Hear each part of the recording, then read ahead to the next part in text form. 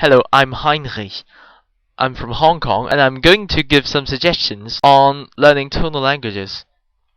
What's meant by tonal languages? It actually means that the same syllable of different tones has different meanings. For example, in Cantonese, si means poem, si means history or feces. Si means try or attempt or exam. Si means time. Si means market. And si means incident or event. So you can see that different tones of the same syllable have different meanings.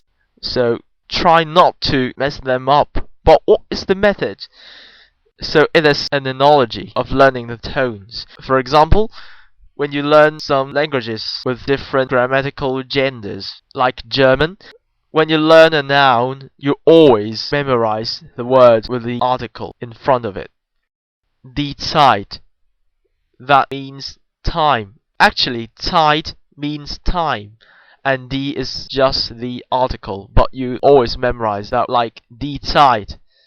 So you can always know that Zeit is feminine.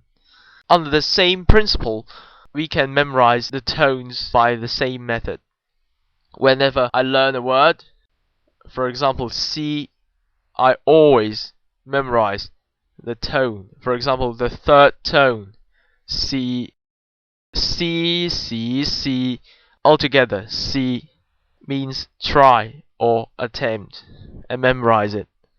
You can mark that SI3. If you learn Mandarin, just mark the tone marks on top of the Chinese characters. It is the method used for dialects of Chinese. Only when you try to learn to read the characters correctly. So if you learn Vietnamese, it is less difficult because tone marks are marked on the syllable to indicate what actually the tone is. And for Thai, it is a bit harder because you should consider the tone by determining the length of the syllable and the class of the consonant.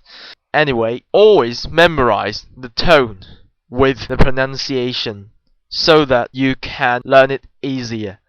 Just like learning the word time, die Zeit in German. That can be an appropriate way to memorize it. So I hope my suggestions can help you all learning tonal languages. Thanks for watching.